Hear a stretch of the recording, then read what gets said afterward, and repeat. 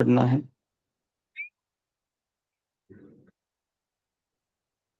जी, संपा चक्रवर्ती।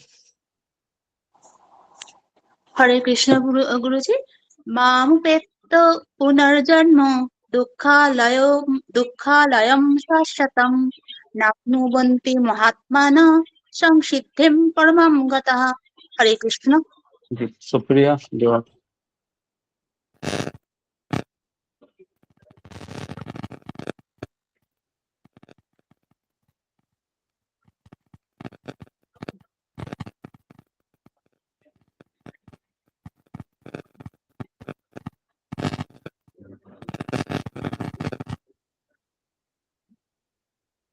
शुभांगी पाठक।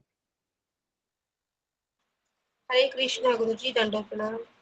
मामुपेत्य पुनर्जन्म दुःखालय आश्वतं न आप्नुवन्ति महात्मनः संसिद्धिं परमां गतः। हरे कृष्ण गुरुजी, दंडवत प्रणाम। जी, गायत्री प्रधान। हरे कृष्ण गुरुजी, दंडवत प्रणाम। सभी भक्तों के चरणों में दंडवत प्रणाम। मामुपेत्य पुनर्जन्म दुःखालयं शाश्वतं नाप्नुवन्ति महात्मानः संसिद्धिं परमां गतः। हरे कृष्ण। जी, नेक्स्ट रंजना माता जी। हरे कृष्ण प्रभु जी। आगे चरणों में कुछ भी दंडवत प्रणाम, सभी को दंडवत प्रणाम। मामुपेत्य पुनर्जन्म दुःखालयम् अशाश्वतं न आप्नुवन्ति महात्मानः संसिद्धिं परमां गतः। हरे कृष्ण। सुश्री मिश्रा।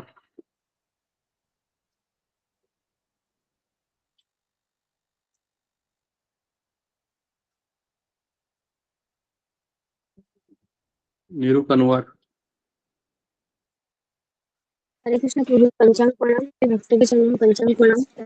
मामुपेत्य पुनर्जन्म दुःखालयम् अशाश्वतं नाप्नुवन्ति महात्मानः संसिद्धिं परमां गतः। धन्यवाद। हरे कृष्ण। सुमित पाठक।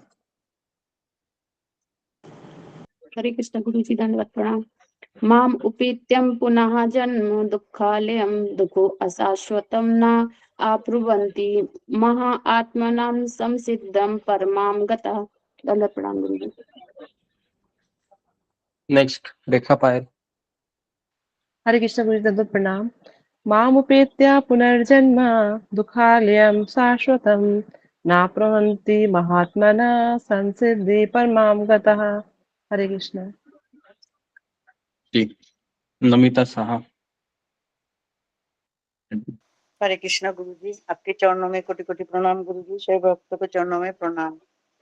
मम पेतो पुनर्जन्म दुःखालयम् अशाश्वतं न अल्पवन्ति महात्मानः संसिद्धिं परमां गतः। हरे कृष्ण गुरुजी। धर्मराज घिमरे। हरे कृष्ण गुरुजी, दंडवत प्रणाम। सभी को दंडवत प्रणाम।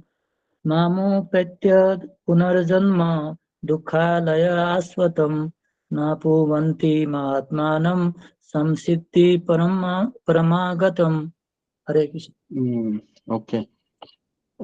जैसा आपका होता है, आप सब लोग फिंगर को नीचे भी करते रहिए, वो भी आपका सेवा है। जी, मोतीलाल चौरसिया। कृष्ण गुरु जी, दंडवत प्रणाम। मामुपेत्य पुनर्जन्म दुःखालय शाश्वतं न आप्नुवन्ति महात्मनः संसिद्धिं परमां गताः। हरे कृष्ण गुरु जी। जी, नेक्स्ट अनुराधा गोयल माता जी। हरे कृष्ण गुरुजी, दंडवत प्रणाम।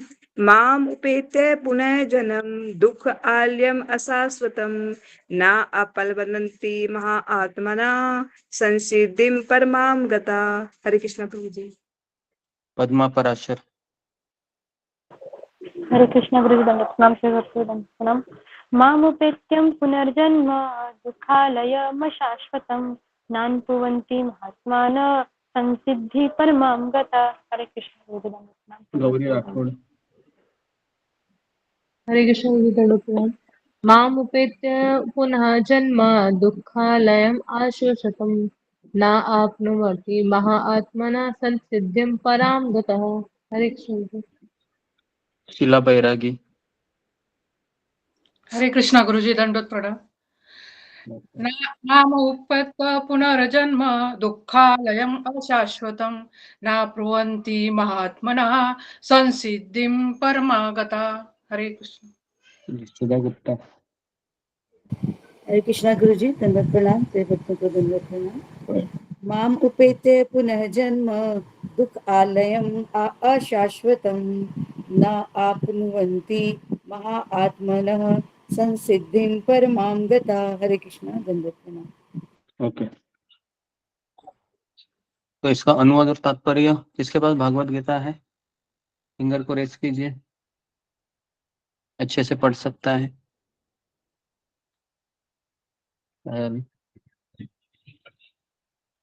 जी, पढ़ो रेखा पायल। हरे कृष्ण गुरु जी। अनुवाद। मुझे प्राप्त करके महापुरुष जो भक्ति योगी है कभी भी दुखों से पूर्ण इस अनित्य जगत में नहीं लौटते, क्योंकि उन्हें परम सिद्धि प्राप्त हो चुकी होती है। तात्पर्य, चूंकि यह नश्वर जगत जन्म जरा तथा मृत्यु के क्लेशों से पूर्ण है, अतः जो परम सिद्धि प्राप्त करता है और परम लोक कृष्ण लोक या गोलोक वृंदावन को प्राप्त होता है, वह वहां से कभी वापस नहीं आना चाहता। इस परम लोक को वेदों में अव्यक्त अक्षर तथा परमागति कहा गया है। दूसरे शब्दों में यह लोक हमारी भौतिक दृष्टि से परे है और अवर्णनीय है, किंतु यह चरम लक्ष्य है जो महात्माओं का गंतव्य है। महात्मा अनुभव सिद्ध भक्तों से दिव्य संदेश प्राप्त करते हैं और इस प्रकार वे धीरे धीरे कृष्ण भावनामृत में भक्ति विकसित करते हैं और दिव्य सेवा में इतने लीन हो जाते हैं कि वे ना तो किसी भौतिक लोक में जाना चाहते हैं, यहाँ तक कि ना ही वे किसी आध्यात्मिक लोक में जाना चाहते हैं। वे केवल कृष्ण तथा कृष्ण का सामीप्य चाहते हैं, अन्य कुछ नहीं। यही जीवन की सबसे बड़ी सिद्धि है। इस श्लोक में भगवान कृष्ण के सगुणवादी भक्तों का विशेष रूप से उल्लेख हुआ है। ये भक्त कृष्ण भावनामृत में जीवन की परम सिद्धि प्राप्त करते हैं। दूसरे शब्दों में वे सर्वोच्च आत्माएं हैं। हरे कृष्ण। ओम अज्ञानतिमिरान्धस्य ज्ञानाञ्जनशलाकया चक्षुरुन्मीलितं येन तस्मै श्रीगुरुवे नमः। नमो विष्णुपदाय कृष्णप्रेष्ठाय भूतले श्रीमते भक्तिवेदान्त स्वामिनिति नामिने। नमस्ते सरस्वती देवे गौरवाणी प्रचारिणे निर्विशेष शून्यवादी पाश्चात्य देशतारिणे। हे कृष्ण करुणा सिंधु दीनबंधु जगतपते गोपेश गोपिका कांत राधा कांता नमोस्तुते। तप्त कांचन गौरांगी राधे वृंदावनेश्वरी वृषभानुसुते देवी प्रणमामि हरिप्रिये। वाञ्छाकल्पतरुभ्यश्च कृपा सिन्धुभ्य एव च पतितानां पावनेभ्यो वैष्णवेभ्यो नमो नमः। जय श्री कृष्ण चैतन्य प्रभु नित्यानंद श्री अद्वैत गदाधर श्रीवासादि गौर भक्त वृंद। हरे कृष्णा कृष्णा कृष्णा हरे हरे, हरे राम राम राम हरे हरे। जी हरे कृष्ण, सबका स्वागत है सत्र में। तो एक अनाउंसमेंट करनी थी, जैसे कि आने वाले बुधवार के दिन राधाष्टमी है, तो राधाष्टमी के दिन हमको 12 बजे तक निर्जला उपवास करना है और इसके पश्चात हम 2 से 3 दिन हम राधा रानी के बारे में चर्चा करेंगे सुबह के सत्र में, और दोपहर के सत्र में केवल और केवल भगवत गीता का पाठ होगा। ठीक है जी। और एक अनाउंसमेंट करनी थी, जैसे हमने सुबह भी की थी, आपने पढ़ा होगा ग्रुप में अनाउंसमेंट में कि अभी हम एंट्री रेस्ट्रिक्टेड किए हैं, 3:20 तक आपको आना है ना, उसके पहले, और सुबह के सत्र में 9:20 के पहले आना है। कैमरा आपका ऑन होना चाहिए। जो लोग वर्किंग है उनके लिए हम कंसेशन दे सकते हैं, लेकिन जो घर में रहते हैं उनको आपको कंपलसरी कैमरा ऑन करना ही है। ठीक है, और आप कैमरा में विजिबल होने चाहिए, और जो वर्किंग है उनको सैटरडे या संडे जब उनका छुट्टी का दिन होता है उस दिन उनका कैमरा ऑन होना चाहिए। ठीक है, तो ये कुछ नियम है जो भी हमने बनाए हैं, और आपको रिपोर्टिंग ग्रुप में रिपोर्टिंग करना है ना, ताकि आपकी सिंसियरिटी शो हो। तो ये कुछ चीज़ें हैं जो आपको मुझे बताने हैं।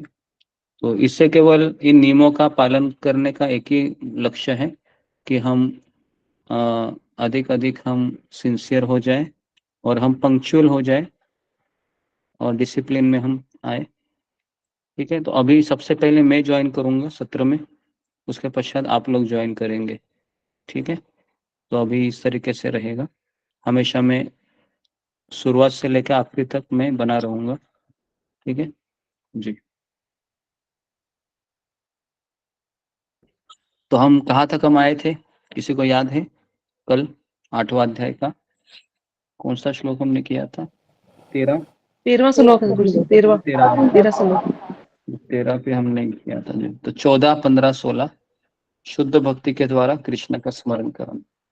तो आज हम 8वां अध्याय कंप्लीट करते हैं।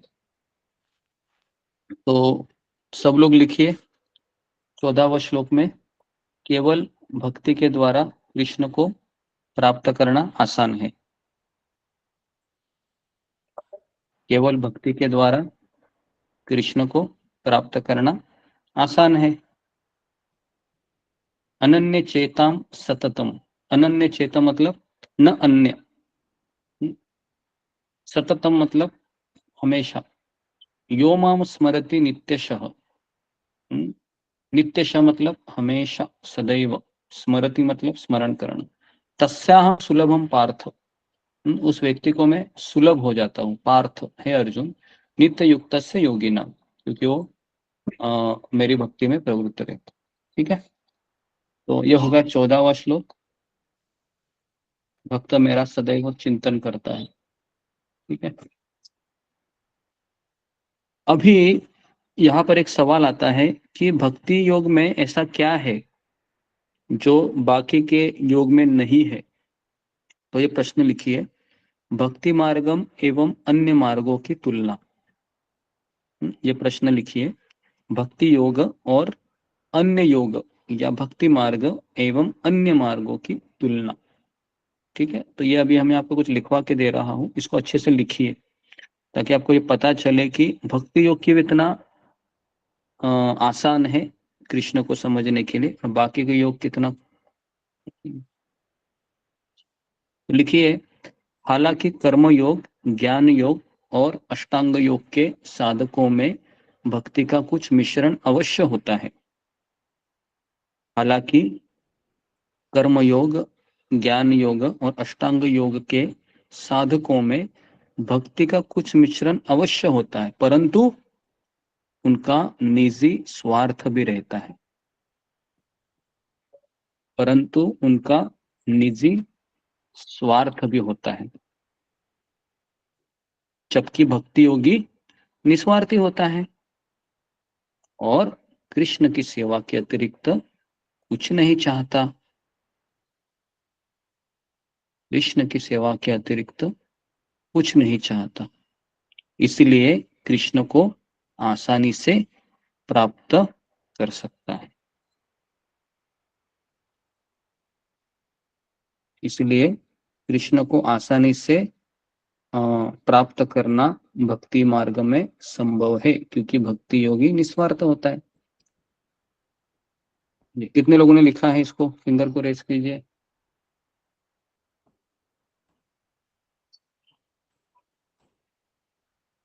जी, क्या लिखा है? पढ़ो। पद्मा पराशर। जी, हरे कृष्ण गुरु जी, दंडवत प्रणाम। भक्ति मार्ग या भक्ति योग एवं अन्य मार्गों या अन्य योग की तुलना। हालांकि कर्म योग, ज्ञान योग व अष्टांग योग के साधकों में भक्ति का कुछ मिश्रण अवश्य होता है, किंतु उसमें स्वार्थ भी होता है। लेकिन भक्ति योगी कुछ नहीं चाहता, वो तो केवल कृष्ण की सेवा और प्रसन्नता चाहता है। इसलिए भक्ति मार्ग अन्य मार्गों की तुलना में आसान होता है। हरे कृष्ण गुरु जी, दंडवत प्रणाम। ओके जी। और किसने लिखा है? सब लोग लिख रहे हैं या फिर मैं लिखवा के नहीं दूंगा अगर आप लोग नहीं लिख रहे? आज तो वैसे भी संडे है, सब लोग घर में ही है। तो अगर आप कक्षा में आते हैं तो आपको लिखना कंपलसरी है। यहाँ पर क्या टीवी का शो नहीं चल रहा है कि आप देखे और मैं, है ना, बोलते रहूं। तो मैं किसी को भी बोलूंगा लिखने को, तो है ना, क्योंकि आज संडे भी है, वैसे भी सब लोग घर में है, कोई दफ्तर में नहीं है, तो आलस से मत कीजिए। ठीक है, आप यहाँ पर आ रहे हैं तो हम आपसे कुछ सेवा करवा के लेंगे, आपको ऐसे ही नहीं छोड़ेंगे कि बस आप ऐसे आए टीवी की तरह देखते रहे फिर आप चले जाए। जी, क्या लिखा है सुचेता हडम्बर? बताओ, तो कुछ लिखा भी है या नहीं लिखा है?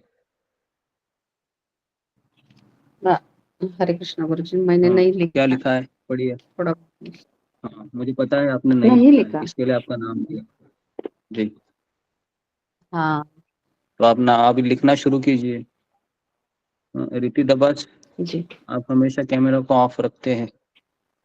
जो लोग हैं कैमरा को ऑन रखिए, है ना, जो भी सत्र में आते हैं। जी, ठीक है। और किसने किसने लिखा है? कृष्णा सोलंकी, कैमरा को ऑन रखिए। उषा धागे, कैमरा को ऑन रखिए। स्मिता मोहंती, कैमरा को सेट कीजिए। मनमोहन यादव, घनश्याम दास, कैमरा को ऑन कीजिए।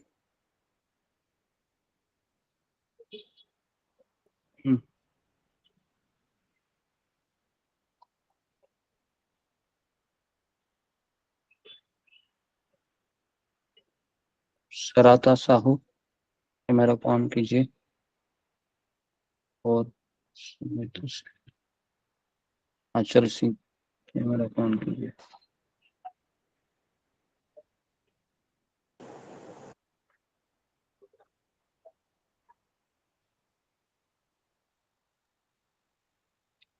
ओके जी,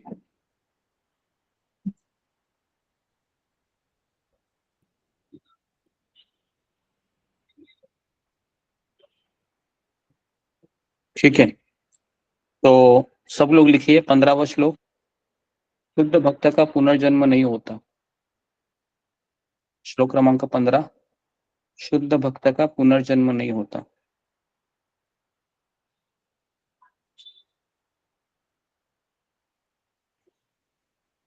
शुद्ध भक्त का पुनर्जन्म नहीं होता।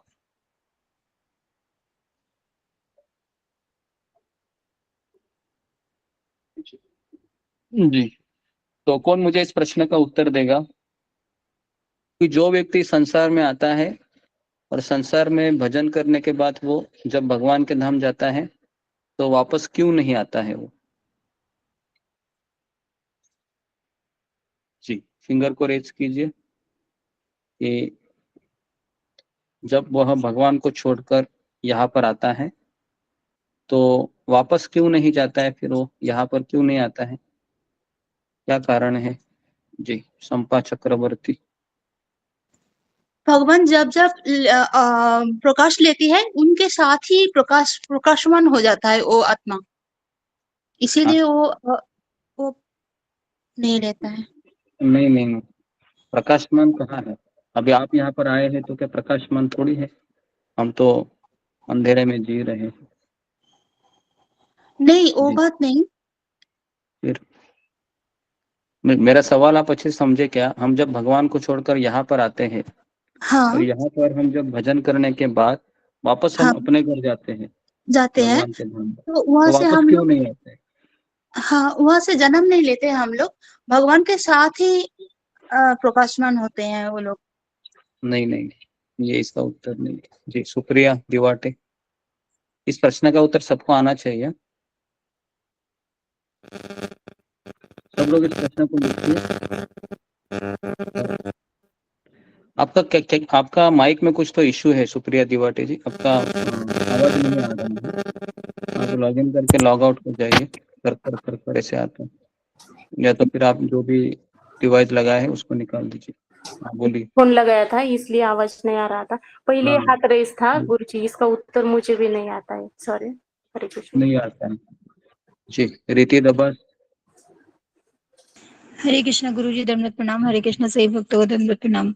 गुरुजी वो समझ चुके होते हैं कि भौतिक संसार में कुछ नहीं है, जैसे वो जान चुके होते। क्या बात है, वो मतलब कि वो जान चुके होते हैं कि इस संसार में कुछ नहीं रखा है, सब टेम्परेरी है, और वो भक्ति करके ही भगवान को पा सकते हैं। इस मतलब उनके पास जाकर वो हमेशा के लिए खुश हो जाता है, इसलिए वो आना नहीं चाहता। जी शुभांगी पाठक। हरे कृष्ण भक्त को बहुत शुद्ध भक्त रहता है और शुद्ध भक्ति करने की वजह से मतलब वो इस संसार में वापस नहीं आता। नहीं, इसका एक अच्छे से उत्तर कौन मुझे बताएगा? रूबी कुमारी जी हरे कृष्णा गुरु जी, धन्यवाद प्रणाम। सभी भक्तों को धन्यवाद प्रणाम। गुरु जी उसको सब ज्ञान हो जाता है कि जो पास्ट और फ्यूचर सब पता रहता है कि मैं जो वहाँ पर जन्म लूंगा तो मेरा क्या है, और फिर पास्ट का भी पता रहता है कि मेरा क्या हुआ है। इसलिए वह दुख और दर्द जो सहा होता है तो वह नहीं चाहता कि वो दोबारा उस चीज को सहन करे, इसलिए वह नहीं आना चाहता है। ओके जी, सबको समझ में आ रहा है? जैसे मान लो कि मैं अगर मेरे पिता को छोड़कर बाहर जाता हूँ, आई बात समझ में? एक एग्जांपल दे रहा हूँ मैं आपको। मैं मेरे पिता को छोड़कर बाहर चला गया तो मुझे खाना मिलेगा इतना आसानी से? खाना मुझे आसानी से मिलेगा अगर मैं पिताजी को छोड़कर बाहर में, है ना, अपनी इच्छा से मैं चला गया तो खाना मिलेगा, रहना मुझे मिलेगा अच्छे से? तो इसका उत्तर है नहीं, बराबर है, मुझे संघर्ष करना होगा फिर। और अगर मैं संघर्ष करके सीख गया कि पिताजी के पास था वो अच्छा था, पिताजी के पास था वो अच्छा था, मैं तो मैं पिताजी के पास वापस जाऊंगा तो पिताजी मुझे लेंगे, क्या मैं वापस आने की चेष्टा करूंगा फिर पिताजी को छोड़कर? सिंपल सा मैं आपको, है ना, प्रश्न पूछ रहा हूँ कि हम वापस जाना चाहेंगे पिताजी को छोड़कर, क्योंकि इतने हमने धक्के खाए हैं। अभी अभी आप सोचिए, यहाँ पर आप आए हैं, आप इतना पढ़ाई किए हैं, शादी की है, बच्चों का पालन किया है ना, अपने सास का डांट खाए हैं, पति का डांट खाए हैं, किसी ने पत्नी के डांट खाए होंगे, किसी ने जवाई बनकर अपने सासू का डांट खाया होगा। क्या वापस वो ये सब करना चाहेगा? वो तो सोचेगा कि क्यों ना मैं अभी एक अच्छा सा मेरा जीवन मेरे पिताजी के पास में चला जाऊं मैं, है ना। देखो सास ससुर वगैरह ये सब तो अभी इस दुनिया में ठीक है, लेकिन हमको पता है कि अकेले ही जाना पड़ेगा हमको सब कुछ छोड़कर। क्यों ना हम भगवान का आश्रय लेकर हम इस चीज को समझे कि, है ना, कि यही मेरा गंतव्य है इस चीज पर। ठीक है, श्लोक क्रमांक 16 लिखिए। कृष्ण के धाम के सिवा सभी लोकों में पुनर्जन्म होता है। कृष्ण के धाम के सिवा सभी लोकों में पुनर्जन्म होता है। कृष्ण के धाम मतलब जो वैकुंठ लोक है ना, वैकुंठ लोक के सिवा सभी लोकों में पुनर्जन्म होता है, पुनर्जन्म होता है। तो सब लोग लिखिए ब्रैकेट में, ब्रह्म लोक तक, पाताल लोक तक, ब्रह्म लोक से लेके पाताल लोक तक सभी लोकों में बार बार जन्म और मृत्यु होता है। सभी लोकों में बार बार जन्म मृत्यु होता है। ठीक है, आ ब्रह्म भुवना लोका पुनरावर्तिनो अर्जुन मामुपेत्य तो कौन्तेय पुनर्जन्म न विद्यते। जी तो आप में से कितने लोग हैं वापस इस संसार में माँ बनना चाहेंगे, पिताजी बनना चाहेंगे, या किसी की बेटा बनना चाहेंगे, किसी की बेटी बनना चाहेंगे? तो क्या आप चाहेंगे वापस किसी का बेटा बनना, बेटी बनना, किसी की पत्नी बनना, किसी का पति बनना, या फिर किसी की माँ बनना, किसी का पिता बनना, किसी की सास ससुर? तो हम सबको पता है कि इस रिश्तों में काफी हमको कड़वाहट का अनुभव हुआ है। तो अगर हम भगवान का भजन करेंगे, माला करेंगे, तो हम वापस भगवान के पास, है ना, जाने के लिए रेडी होंगे। कितना वो अच्छा दिन होगा जब हम आप सभी लोग, है ना, भगवान के पास चले जाएंगे। तो वापस फिर आप कभी नहीं आएंगे, है ना जी। तो ठीक है, तो अगर आपको ब्रह्मलोक प्रदान किया जाएगा जहाँ पर बुढ़ापा नहीं है, बीमारी नहीं है और मृत्यु भी नहीं है, तो ब्रह्मलोक में भी कौन सा दुख होता है? कौन मुझे बताएगा ब्रह्मलोक में कौन सा दुख पाया जाता है? ऊपर ब्रह्मलोक है जहाँ पर ब्रह्मा जी रहते हैं, वहां पर एक ही दुख रहता है। थोड़ा सोच लीजिए, अंदाजा लगाइए कि ब्रह्मलोक में ब्रह्मा जी को क्या दुख होगा। थोड़ा सा दिमाग लगाइए, सोचिए जरा। आप सोचते नहीं, इसके लिए आप वैसे ही रहेंगे। फिर सोचिए जरा जी।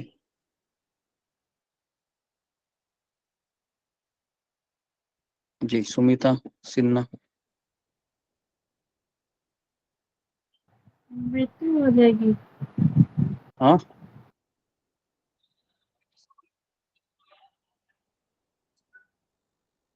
ओके। मोतीलाल चौरासिया। हरे कृष्ण गुरु जी, दंडवत प्रणाम। गुरु जी, जन्म मृत्यु का आप रहता है? नहीं, जन्म नहीं है वहां पर, मृत्यु भी नहीं है, बुढ़ापा भी नहीं है, बीमारी भी नहीं है, लेकिन फिर भी वहां पर एक दुख रहता है। थोड़ा सोचिए क्या दुख हो सकता है ब्रह्मा जी को भी, वही तो मैं जानना चाह रहा हूँ जी। सुमित पाठक। हरे कृष्णा गुरु जी, धन्यवाद प्रणाम। भक्ति नहीं कर पाते।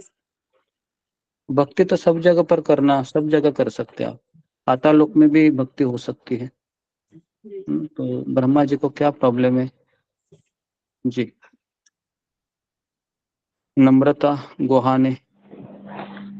हरे कृष्णा प्रभु जी, वहाँ पे जो भगवान के धाम में जो आनंद है, जो भगवान की लीलाओं में पार्टिसिपेट करने का जो आनंद है गोप गोपियों को, तो वैसा आनंद वहाँ पे नहीं है ब्रह्मा जी के ब्रह्मलोक में। जी जी, फिर भी हाँ वो बात सही है, लेकिन फिर भी और एक कौन सा कारण हो सकता है? अनुराधा गोयल। कृष्णा प्रभु जी, मेरा भी यही आंसर था प्रभु जी। एक चीज आप भूल रहे हैं जो मैं जानना चाह रहा था जी। रेखा काड़े। हरे कृष्ण गुरुजी, दंडवत प्रणाम। सभी भक्तों के चरणों में दंडवत प्रणाम। कृष्ण का संग नहीं है वहाँ। कृष्ण का संग भी है वहां पर, ब्रह्मा जी को पता है कृष्ण कौन है, लेकिन फिर भी वहां पर एक चीज है जो आप लोग सब भूल रहे हैं कि यहाँ पर लिखा है, देखो, ब्रह्मलोक से लेके पाताल लोक तक सभी लोग क्या है?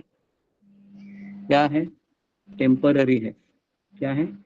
टेम्पररी का अर्थ है अशाश्वत है या क्षणिक है। तो इसके लिए ब्रह्मा जी का पोजीशन भी क्या हुआ? टेम्पररी हुआ, क्षणिक हुआ, है ना। भले ही वहां पर बुढ़ापा नहीं है, भले ही वहां पर मृत्यु नहीं है, लेकिन एक समय आएगा कि आपको कुर्सी से फेंक दिया जाएगा, जैसे आपके पुण्य कर्म खत्म हुए। तो इसके लिए ब्रह्मा जी भी बनना सही बात नहीं है। लेकिन ब्रह्मा जी को बहुत सारे सुविधाएं हैं, जैसे नरेंद्र मोदी है यहाँ पर। नरेंद्र मोदी को काफी सुविधाएं है इस संसार में, है ना। वो फ्लाइट में जाता है, सिंगापुर गया था अभी, है ना, 2 दिन रहकर आ गया। अच्छे अच्छे कपड़े पहनते हैं वो, 5 स्टार होटल में भोजन करते हैं, बहुत सारी सुविधाएं हैं। लेकिन क्या उनका बुढ़ापा हो रहा है? बूढ़े हो रहे वो हो रहे हैं ना, बुढ़ापा हो रहा है, उनका शरीर है वह धीरे धीरे धीरे धीरे उनको मृत्यु होगी एक दिन। नरेंद्र मोदी को हो जाएगी, ऐसे ही रहेगा? हो जाएगा ना एक दिन। जी, तो ये सब चीजें हैं हमको समझनी चाहिए। श्लोक क्रमांक 17 लिखिए। ब्रह्मा का एक दिन, ब्रह्मा का एक दिन जिसे एक कल्प कहते हैं। तो ब्रह्मा जी का एक दिन कितना बड़ा है, तो सब लोग लिखिए। ब्रह्मा जी का एक दिन 1000 युग चक्र के बराबर होता है। ब्रह्मा का एक दिन 1000 युग चक्र के बराबर होता है, और इतनी ही अवधि उनकी रात्रि की होती है। इतनी ही अवधि उनकी रात्रि की होती है। इस तरह ब्रह्मा 100 वर्ष तक जीवित रहता है। तो ब्रह्मा 100 साल के पहले मरता है क्या, कि ब्रह्मा जी 80 साल में मर गया, ब्रह्मा जी 90 साल में मर गए, ऐसा होता है? तो इसका उत्तर है नहीं। ब्रह्मा जी है पूरा 100 साल जीता है, पूरा, है ना, एक दिन भी वो घटता नहीं है। आई बात समझ में आपको? जी, तो जी ठीक है। तो अभी कितना हो गया, तो सब लोग कैलकुलेशन कीजिए। 360 मनुष्य के वर्ष गुणिले 12,000। 360 मनुष्य के वर्ष गुणिले 12,000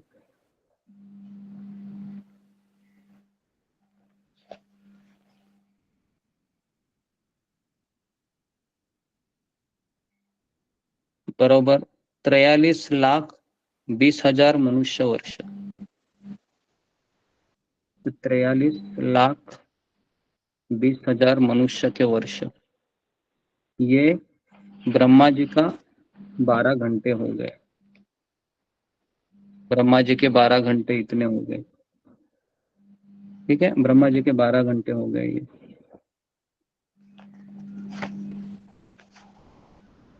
जी, तो ये हो गए ब्रह्मा जी के 12 घंटे।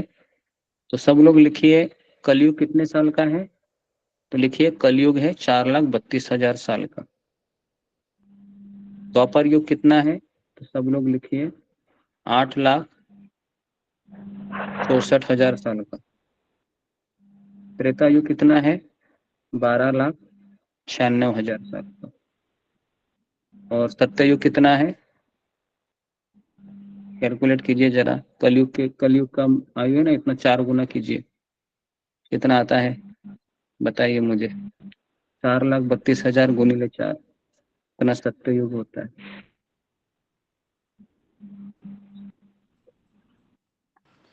गुरुजी त्रेता का कितना बताया आपने? 12,96,000। 12,28,000। हाँ, तो सबका एडिशनल कीजिए अभी। सत्ययुग, त्रेता युग, द्वापर युग, कलयुग, सबका एडिशनल करके बताइए कितना साल होता है। सब पढ़े लिखे हैं, मिनिमम 10वीं पास तो सबने किया होगा, ऐसी मैं आशा रखता हूँ। तो थोड़ा कैलकुलेट कीजिए, बताइए। अनुराधा गोयल। हरे कृष्ण प्रभु जी, 17,64,000। 17,64,000 नहीं, सबका बताओ ना, सत्य त्रेता द्वापर कली सबका मिला के। प्रभु जी क्या कहते हैं, कलयुग का 4,32,000, उसका दुगना क्या कहते हैं 8,64,000। अच्छा, उसका तिगना फिर क्या कहते हैं द्वापर में कितना आता है फिर, सत्य त्रेता द्वापर कली मिला के, तो इसका कितना आता है, जरा फटाफट कीजिए, मेरे पास भी अभी है नहीं कैलकुलेटर। जी, 17,28,000 शायद हो। 17,28,000 आता है चारों युग का मिला के। जी, तो मेरा है 35 lakhs। 35 लाख नहीं आ सकता है, कुछ तो गड़बड़ लग रहा है। टोटल 43,20,000। 43,20,000 आ रहा है सबका, कितने लोगों का आ रहा है?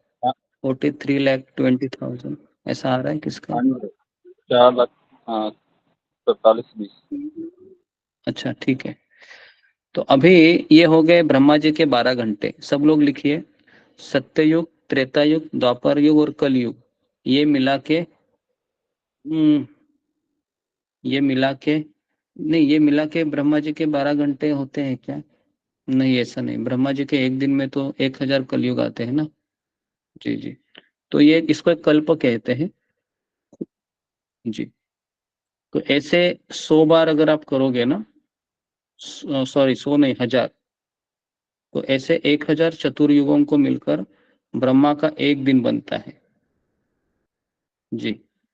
तो 1000 चतुर्युगों को मिलकर ब्रह्मा का एक दिन में बनता है।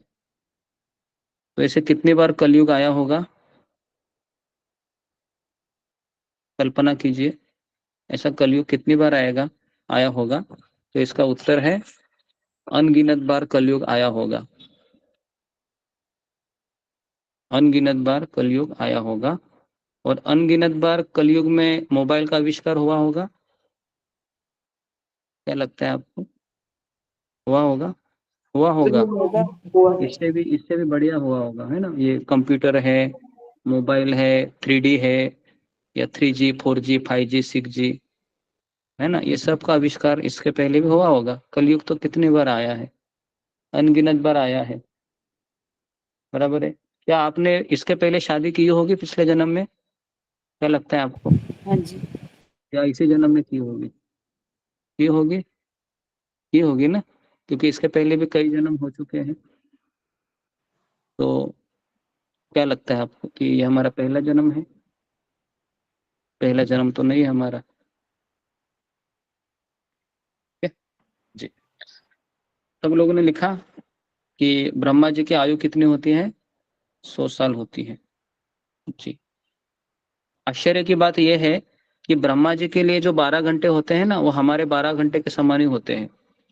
जैसे हमारा कैसा समय जाता है, 5 मिनट 10 मिनट 15 मिनट, तो उनका भी वैसा ही होता है ब्रह्मा जी का। ठीक है, तो आप में से कितने लोगों की इच्छा है कि मैं ब्रह्मा जी बनूं, एक बार सारा सृष्टि का नियंत्रण करूं, ब्रह्मा जी की पास में कुर्सी पे बैठूं, ऐसा है ना?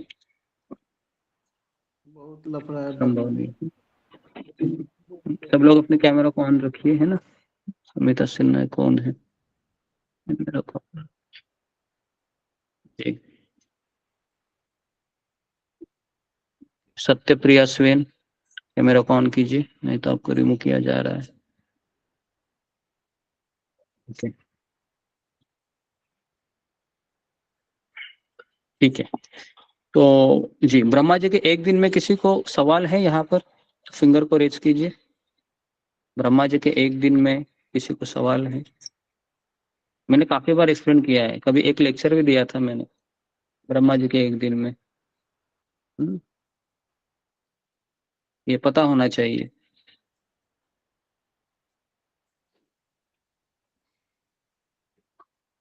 ओके, देख पद्मा पराशर। हरे कृष्णा गुरु जी, दंडवत प्रणाम। ब्रह्मा जी के एक दिन में इतने 1000 कलयुग होते, तो अभी ब्रह्मा जी की आयु कितनी होगी गुरु? उनकी पूरी बताया आयु तो तो 100 है वर्ष ये। है, तो अभी कितनी अभी होगी? तो ब्रह्मा जी की आयु है 52 ईयर्स हो गए हैं, और 10 महीने और भी कुछ 15-20 दिन हुए ऐसे है ना। अभी जो ब्रह्मा जी का आयु चल रहा है ना। अभी वैवस्वत मनु चल रहा है, जैसे कि ब्रह्मा जी के एक दिन में 14 मनु आते हैं। ब्रह्मा जी के एक दिन में 14 मनु आते हैं। 14 में से अभी अप्रोक्सीमेटली 7 मनु का अंतराल हो चुका है। अभी 8वां मनु चल रहा है। 8 9 10 11 12 13। गुरुजी, विभाषा मनु अभी कौन सी, मतलब सूर्य की कौन सी तम पुत्र है? कौन सी तम मनु की अभी ये चल रहा है? नहीं, हम लोग आप सर्च कीजिए, गूगल में सर्च करेंगे तो आपको पता चलेगा। 14 मनु के नाम भी बताए हैं, है ना। उसको आप थोड़ा सा लिखिए अच्छे से। 14 मनु के नाम, है ना, उसमें से 8वां मनु है अभी चल रहा है।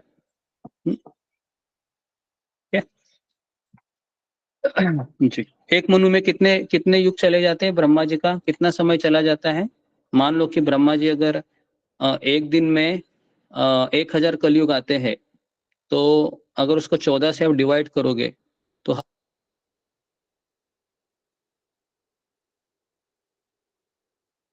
14,000 एक दिन। आवाज नहीं आ रहा है गुरुजी, है ना?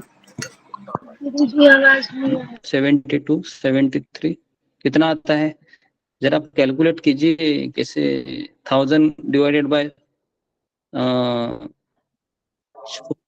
कितना आता है? आता ही नहीं।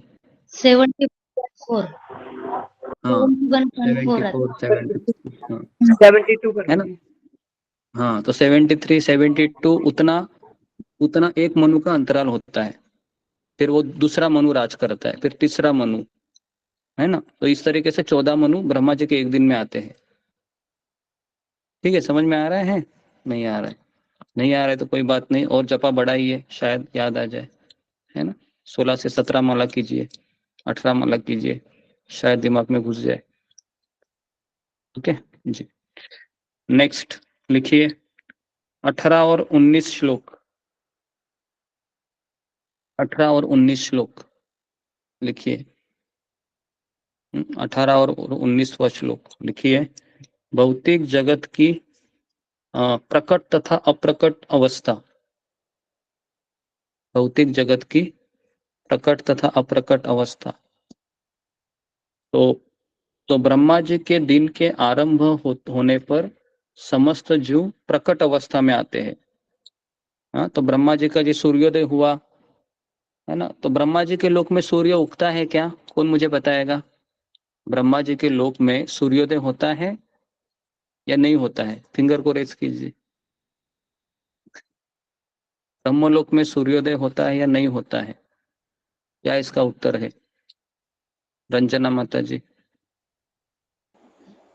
होता है प्रभु जी, साहब मेरे को तो ये जानना है प्रभु जी। होता है। जी, और कोई? क्षमा कीजिए। अनुराधा गोयल। प्रभु जी नहीं होता है। तो फिर प्रकाश कहाँ से आता है? नहीं होता है तो प्रकाश कहाँ से आता है? ट्यूबलाइट से या बल्ब से या सोलर पैनल लगाए होंगे ब्रह्मा जी ने? क्या हो सकता है? प्रभु जी 6 महीने रहती है और 6 महीने अंधेरे में रहती है। हाँ नहीं ऐसा नहीं है, वो कुंभकर्ण जैसा नहीं है, 6 महीने सोता है और 6 महीने जगता है, ऐसे नहीं है। हाँ जी जी, ब्रह्म ज्योति। हाँ वेरी गुड। तो ये प्रकाश आता है ब्रह्म ज्योति से आता है। ठीक है, ब्रह्म ज्योति से वो सूर्य का प्रकाश आता है। देखो, सूर्य केवल 3 ही लोक में प्रकाश करता है, पृथ्वी लोक, स्वर्ग लोक और महर लोक। बस 3 ही लोकों में प्रकाश देता है। स्वर्ग का प्रकाश नीचे भी नहीं जाता है ना? ये मैंने आपको गोलोक चार्ट में बताया था सब चीजें, तो नए लोग हैं शायद उनको पता नहीं। ओके ठीक है, तो प्रभु जी ब्रह्मा जी के सूर्यलोक। हाँ, सूर्य का प्रकाश है स्वर्ग लोक में आता है। हाँ। फिर स्वर्ग लोक के नीचे है महर लोक, और महर लोक के नीचे है पृथ्वी लोक या भूलोक। इन तीन लोक के लिए सूर्य का प्रकाश अवेलेबल है। ठीक है, नीचे है पाताल लोक, अतल, तल, वितल, रसातल, हमारे नीचे और 6 लोक है। वहां पर सूर्य का प्रकाश नहीं आता है, वहां पर अंधेरा रहता है, आर्टिफिशियल चीजों से वहां पर रोशनी रहती है। और स्वर्ग लोक के ऊपर जो है जनलोक, तपलोक और सत्यलोक, वहां पर ब्रह्म ज्योति से प्रकाश आता है। ठीक है, आप इसको नोट कीजिए अगर, ताकि ये चीजें पता रहे। ओके जी, तो अभी देखो ब्रह्मा जी का दिन शुरू हो गया, तो क्या होता है? सारे जीवात्मा है वह किसके शरीर से निकलते हैं? ब्रह्मा जी का दिन शुरू हो गया, क्योंकि ब्रह्मा जी सोने भी जाते हैं ना। सोते तो जनलोक तो प्रलय आ जाता है ना? ब्रह्मलोक के नीचे जनलोक है, वहां तक पानी पानी हो जाता है। सारा पूरा जितना सारे दुकान बंद कर देते हैं शाम को। कौन? ब्रह्मा जी। सुबह दुकान खोलते हैं, शाम को बंद करते हैं। तो दुकान खोलने से पहले और दुकान बंद होने के बाद हम सब लोग कहाँ रहते हैं? कौन मुझे बताएगा? हाँ, दुकान खोलने से पहले और दुकान बंद होने के बाद हम कहाँ रहते हैं सब लोग? क्या हम हमारा 1 BHK के फ्लैट में रहते हैं या और हम पानी में रहते हैं। पानी में? नहीं, पानी में भी नहीं रहते। पानी में कैसे रहेंगे हम, मर जाएंगे पानी में। परम भ्रम में वो हो जाते हैं, भगवान किस में चले जाते हैं अंदर। जी जब फिंगर को रेस कीजिए, है ना। हाँ रूबी कुमारी। हरे कृष्णा गुरु जी, गर्भोदशाई विष्णु के अंदर रहते हैं। हाँ हम सब लोग गर्भोदक्षाय विष्णु के शरीर में प्रवेश करते हैं। सब लोग लिखिए, गर्भोदक्षाय विष्णु के शरीर में जाते हैं आप सब लोग, बराबर है। और फिर हम वापस कब आते हैं उनके शरीर से, जब ब्रह्मा जी दुकान खोलते हैं, बराबर है। ब्रह्मा जी दुकान कब खोलते हैं, सुबह 7 बजे या फिर 8 बजे। फिर हम कहाँ से आते हैं ऐसे, फिर हम भगवान के शरीर से आते हो, कहाँ जाते हैं, कहाँ जाते हैं फिर, अपने अपने कर्मों के अनुसार, है ना, अपने अपने कर्मों के अनुसार कहाँ जाते हैं, कहाँ जाते हैं, या कहीं जाते ही नहीं। जी कहाँ जाते हैं हम, तो इसका उत्तर है अपने अपने कर्मों के अनुसार हम, हमारी जो जहाँ पर हमारा शरीर धारण करने का बताया है वहां पर हम जाते हैं। कोई बंगाल में जन्म लेता है, कोई उड़ीसा में जन्म लेता है, कोई महाराष्ट्र में जन्म लेता है, कोई अमेरिका में जन्म लेता है, कोई भूवर लोक, जनलोक, तपलोक। तो इस तरीके से हमारा जन्म काफी बार होता है, लेकिन हमें याद नहीं रहता है कि पहले हमने कहाँ जन्म लिया था। क्यों याद नहीं रहता है, कौन मुझे बताएगा, फिंगर को रेस कीजिए कि क्यों नहीं मुझे याद रहता है ये सब चीजें, कि जैसा कि अभी मेरा जन्म है, क्यों नहीं याद रहता है। जी बताइए। जी कृष्णा तिवारी प्रभु। हरे कृष्णा प्रभु जी, दंडवत प्रणाम। प्रभु जी हम लोग ब्रह्मलोक में विलीन हो रहते हैं ना। ब्रह्मलोक में विलीन हो गए, कहीं पर भी विलीन हो गए, लेकिन याद क्यों नहीं रहता है, याद क्यों नहीं रहता है। तो इसका इसका बहुत आसान उत्तर यह है कि क्योंकि हम शरीर बदलने पर हमारी सारी स्मृतियां चली जाती है। जैसे जैसे शरीर बदला मैंने, तो मुझे मेरी पत्नी याद आएगी क्या, मुझे मेरे बेटे याद आएंगे, नहीं प्रभु मैंने जी, शरीर नहीं बदला नहीं। अभी, तो सब छूट गया अभी, है ना, अभी सब छूट गया अभी, है ना। आप भले ही फोटो के सामने रोए, कुछ भी करे आप, तो वो उसके लिए भी नया शरीर मिला है, उसके नए माता है, नए पिता है, नए जो भी है, ठीक है। तो श्लोक क्रमांक 20 लिखिए, 20 और 21। श्लोक क्रमांक 20 और 21। कृष्ण का धाम आध्यात्मिक जगत, कृष्ण का धाम आध्यात्मिक जगत गोलोक वृंदावन, ब्रैकेट में लिखिए, ब्रैकेट लिखिए। तो भगवान कहते हैं अभी कि मेरी ऐसी एक अन्य अप्रकट प्रकृति है जो शाश्वत है, लिखिए, शाश्वत है, अविनाशी है और इस भौतिक संसार से परे है। वो कौन सा एक गाना है पता है, हिंदी फिल्मों का, जो किशोर कुमार ने गाया था, कौन सा, आ ले चल तुझे, है ना, जहाँ गम भी ना हो, आंसू भी ना हो, बस प्यार ही प्यार हो। पता है वो गाना। हाँ, जहाँ पर वो गाने का मूल्य ऐसा है कि इस संसार के परे भी, लेके चलूं गगन के हाँ नीले गगन ऐसे के तले, गगन के तले, जहाँ गम भी ना हो, आंसू जहाँ भी ना गम हो, भी ना हो, बस आंसू भी ना प्यार ही हो, बस प्यार हो, प्यार ही प्यार। है ना। जी तो ऐसा भी एक जगत है कि जहाँ पर गम नहीं है, आंसू नहीं है, दुख नहीं है, बस केवल प्यार ही प्यार है ना। ऐसा वो जगत है जहाँ पर हमको जाना चाहिए। यहाँ पर रहेंगे तो ऐसे दर्द मिलते रहेंगे। ठीक है, तो 20 और 21 हो गया। अभी लिखिए श्लोक क्रमांक 22। कृष्ण का धाम शुद्ध भक्ति के द्वारा प्राप्त किया जा सकता है। कृष्ण का धाम शुद्ध भक्ति के द्वारा प्राप्त किया जा सकता है।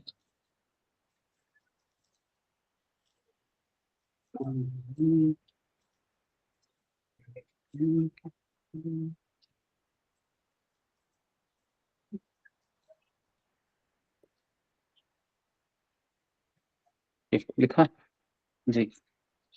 ओके, तो कृष्ण का धाम शुद्ध भक्ति के द्वारा प्राप्त किया जा सकता है।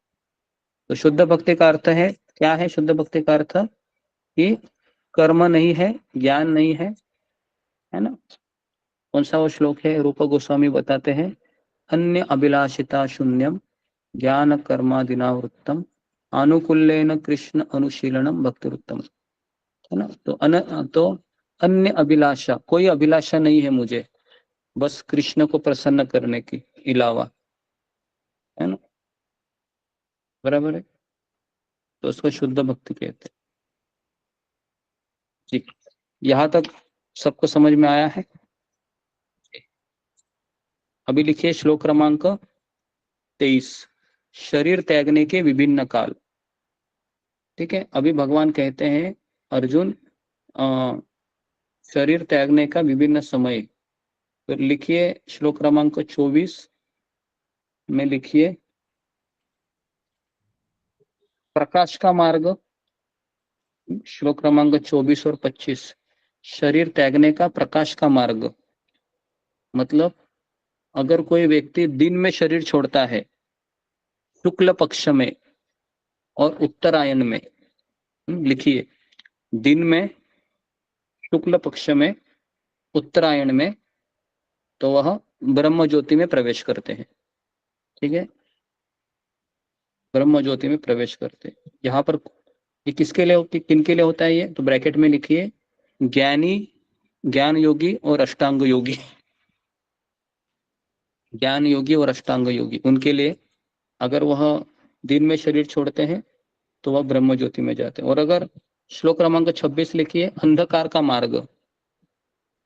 अंधकार का मार्ग मतलब अगर रात्रि में शरीर छोड़ते हैं या फिर कृष्ण पक्ष में, दक्षिणायन में, तो कहाँ जाता है? तो लिखिए स्वर्ग लोक जाता है, स्वर्ग लोक जाता है और वापस पुनर्जन्म होता है। ये किन के लिए होता है? कर्मियों के लिए, कर्मयोगी। ठीक है जी। तो आप में से कितने लोगों ने सुना है कि अधिकांश लोग हैं ना रात को ही शरीर छोड़ते हैं? देखा है आपने, है ना, रात को 10 बजे से लेके 6 बजे के बीच ही छोड़ते हैं। देखो आप नोटिस कीजिए, 11 बजे, 12 बजे, 1, 2, 3, 4, 5 ऐसे, है ना। कोई दिन में शरीर छोड़ना बहुत रेयर केस अभी देखा गया है। कोई रात, कोई दोपहर का 11 बजे शरीर छोड़ा है या 2 बजे, 3 बजे, है ना, बहुत रेयर केस होती है। ठीक है,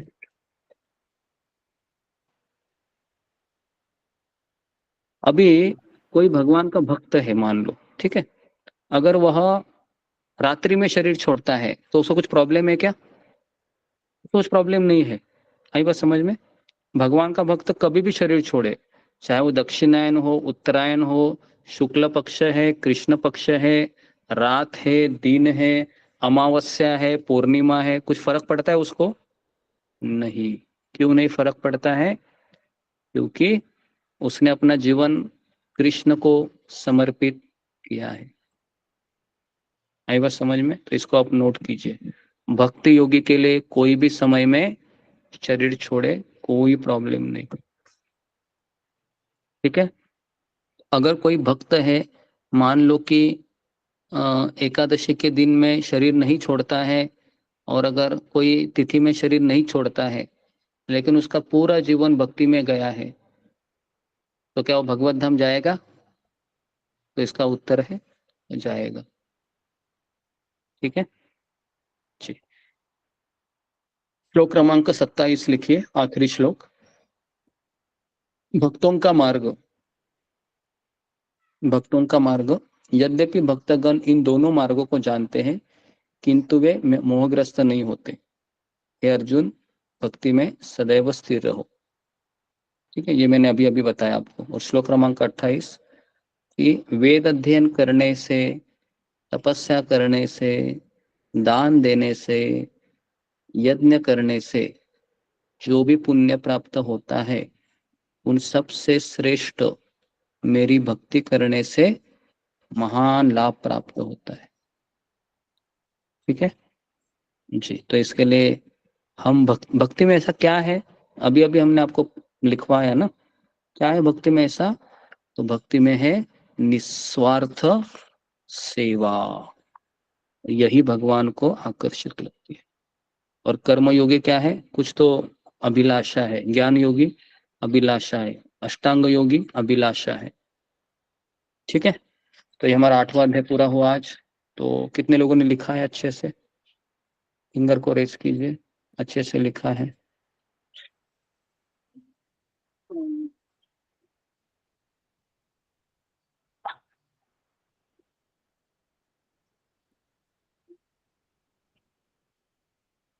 बाकी के लोग क्या कर रहे थे? सिनेमा देख रहे थे या स्टोरी चल रही थी?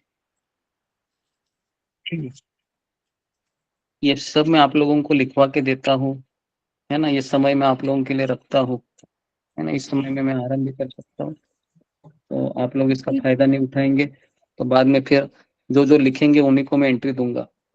ठीक है, गुरुजी भले ही थोड़ा 9 थोड़ा बजे छूट क्यों ना जाता हो। तो दोबारा लिखना पड़ता है, दोबारा रिकॉर्डिंग में लिखती हूँ गुरुजी, थोड़ा थोड़ा छूट जाता। हाँ, एटलीस्ट प्रयास तो करना चाहिए, है ना, क्या क्या लिखा है। जी पढ़ो। हाँ, सुप्रिया डिवाटे। हरे कृष्णा गुरुजी, दंडवत प्रणाम। सभी वैष्णव भक्तों के चरणों में दंडवत प्रणाम। श्लोक क्रमांक 14। केवल भक्ति के द्वारा कृष्ण को प्राप्त करना आसान है। प्रश्न आया था कि भक्ति योग और अन्य मार्गों की तुलना। हालांकि कर्म योग, ज्ञान योग या अष्टांग योग के साधकों में भक्ति योग का मिश्रण रहता है, लेकिन उनका निजी स्वार्थ होता है। लेकिन भक्ति योगी निस्वार्थ होता है, कृष्ण के सेवा के व्यतिरिक्त कुछ नहीं चाहता है, इसलिए कृष्ण का भक्ति योग आसान है अन्य मार्गों की तुलना से। श्लोक क्रमांक 15। शुद्ध भक्त का पुनर्जन्म नहीं होता।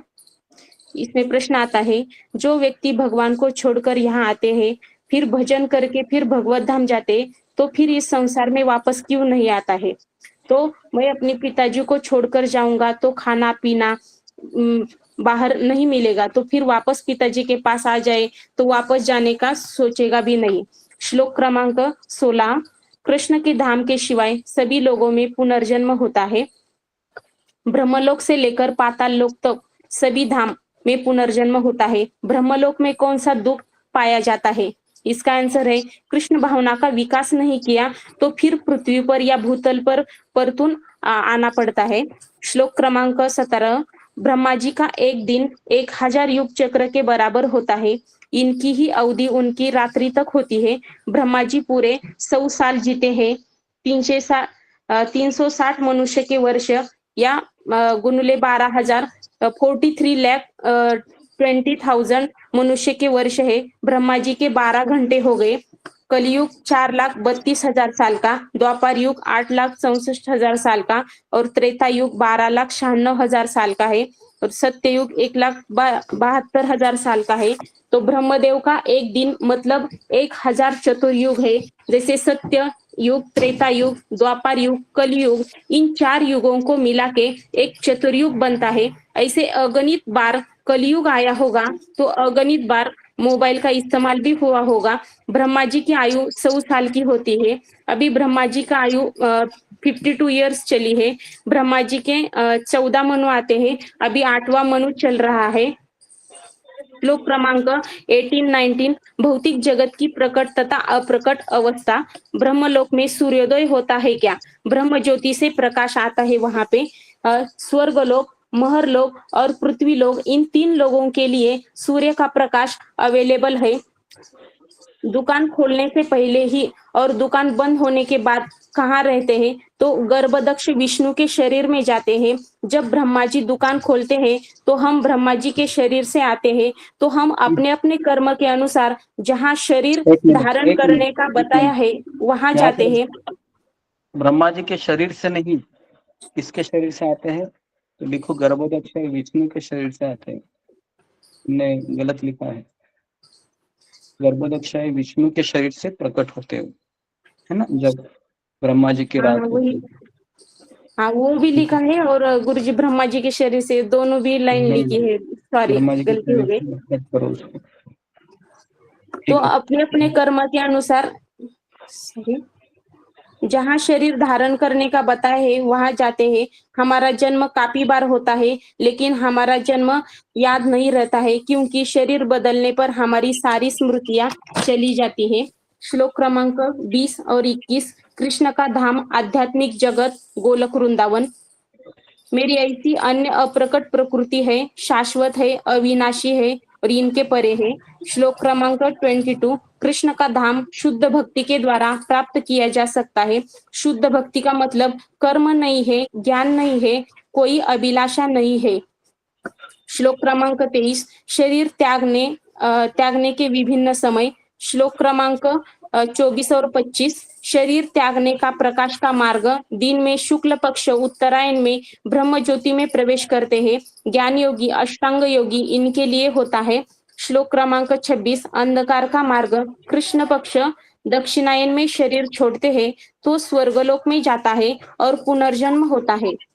भगवान का भक्त कभी भी शरीर छोड़े तो उसे कोई फर्क नहीं पड़ता, क्योंकि उन्होंने अपना जीवन कृष्ण को समर्पित किया है।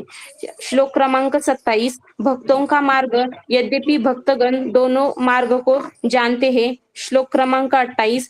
वेद अध्ययन करने से, दान देने से या तप करने से, इन सबसे ही भक्ति करने से मिलता है।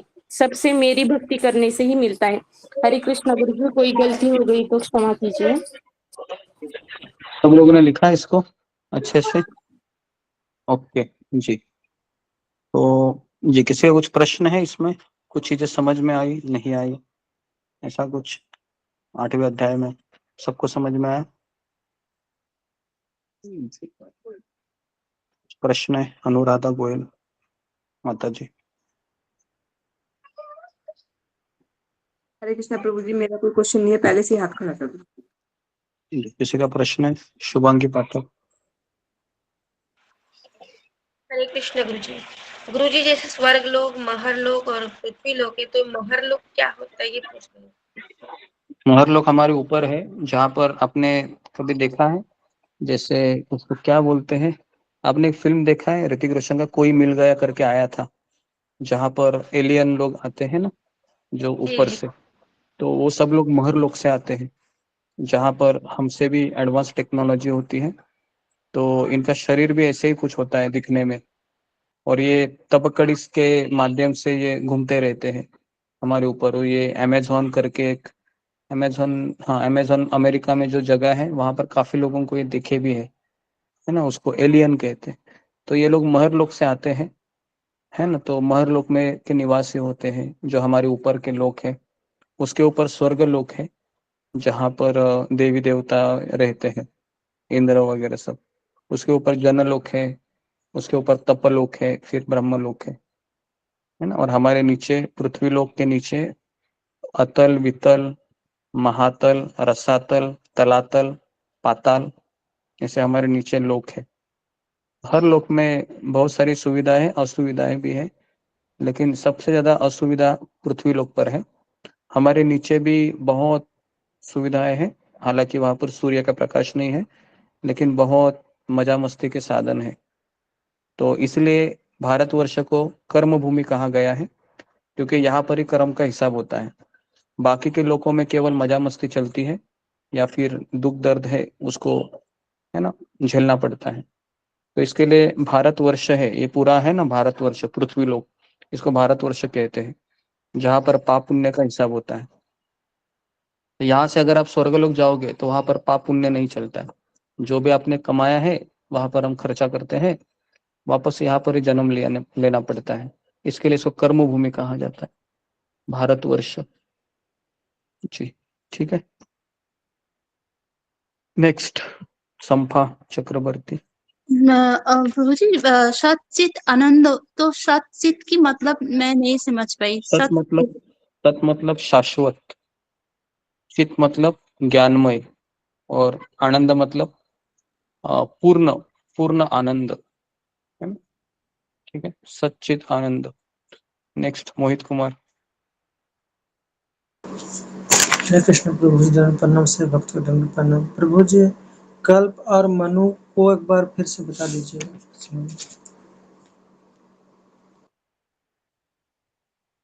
आवाज नहीं आ रहा है। वापस कहो। प्रभु जी दंड प्रणाम प्रभु जी कल्प और मनु को थोड़ा कंफ्यूजन हो रहा है। कल्प और मनु क्या होता है? एक कल्प मतलब चतुर्युग, एक कल्प मतलब सत्ययुग, त्रेतायुग, द्वापर और कलयुग, इसको एक कल्प कहते हैं। और एक मनु के अंतरकाल में 74 कल्प आते हैं। अभी आया समझ में? ठीक है। निरूपण में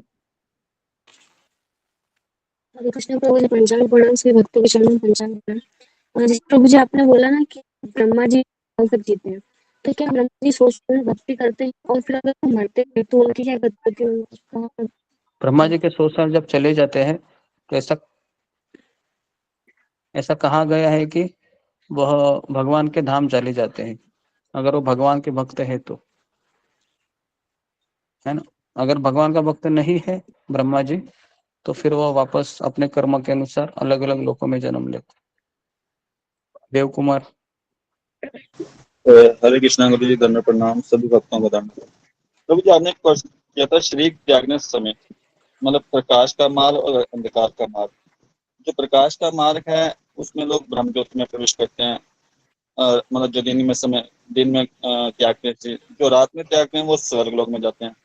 क्या जिसने कोई पुण्य ही नहीं की है या कोई ऐसा नहीं है, तो वो कैसे स्वर्ग में जाएगा? हाँ, ये अच्छा सवाल है। इसके लिए यहाँ पर सारी कंडीशन बताई गई है कि भले ही ये जो 2 मार्ग है ना, ये किनके लिए है? योगियों के लिए है। जो कर्म योगी है, ज्ञान योगी है और अष्टांग योगी, इनकी बात हो रही है। यहाँ पर मेरी आपकी नहीं बात हो रही है, ना पड़ोस की बात हो रही है। आई बात समझ में? तो इसके लिए ये प्रकाश का मार्ग है, वो ज्ञानी योगी के लिए है। वो जब जाते हैं वो मुक्ति प्राप्त करके ब्रह्म ज्योति में जाते हैं। और अंधकार का मार्ग कर्म योगी के लिए, जो बिना अपेक्षा से कर्म कर रहा है। तो वह व्यक्ति जब शरीर छोड़ता है ना रात को, तो वह स्वर्ग लोक जाकर रिटर्न आता है। क्लियर है जी? मनमोहन यादव। धन्यवाद।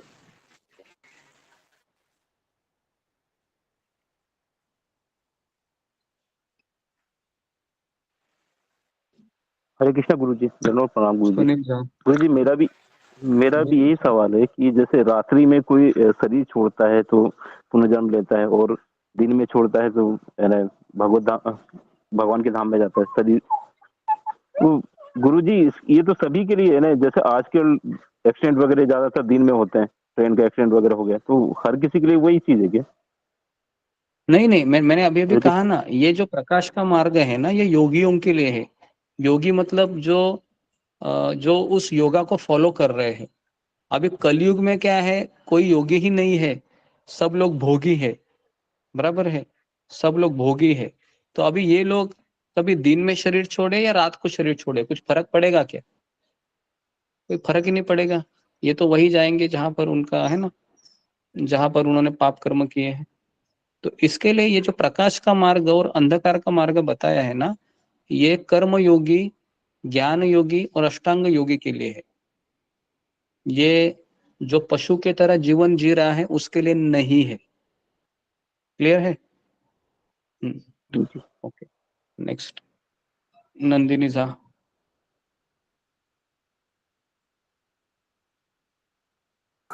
हरे कृष्णा गुरु जी, दंडवत प्रणाम सभी भक्तों को प्रणाम। गुरु जी, मेरा यह प्रश्न है कि ब्रह्मलोक में अगर ब्रह्म ज्योति से प्रकाश आता है तो वहां पर रात्रि नहीं होती है क्या? और आपने बताया अभी कि हमारे से नीचे सूर्य का प्रकाश नहीं जाते हैं, तो वहां पर किस चीज का प्रकाश आता है? हरे कृष्ण।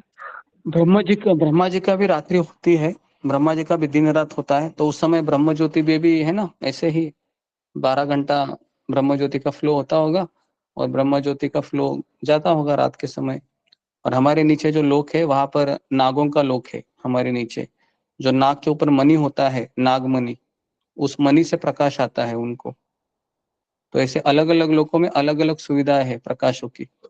जैसे हमारे यहाँ पर लाइट जाती है तो हमारी हम क्या सुविधा करते हैं? हम बल्ब लगाते हैं, ट्यूबलाइट लगाते हैं या सोलर एनर्जी लगाते हैं। तो उसी प्रकार से वहां पर भी वह कुछ ना कुछ जुगाड़ कर लेते हैं। ठीक है। जी, तो यहाँ पर मैं रुकता हूँ। आप सबका बहुत बहुत धन्यवाद। श्रील प्रभुपाद की जय, श्रीमद् भगवद गीता की जय। हरे कृष्णा, हरे कृष्णा। कृष्ण गुरु जी, दंडवत